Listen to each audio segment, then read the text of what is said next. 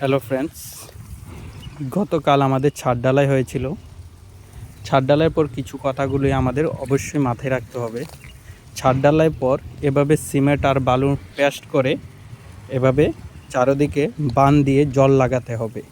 কমপক্ষে 14 দিনের মতো জল লাগাতে হবে ছাদের মধ্যে, তাহলে ছাদের স্ট্রেংথগুলি ভালো হবে।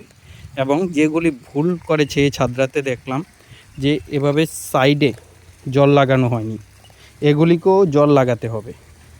এই ভুলগুলি অবশ্যই ধ্যান রাখতে হবে।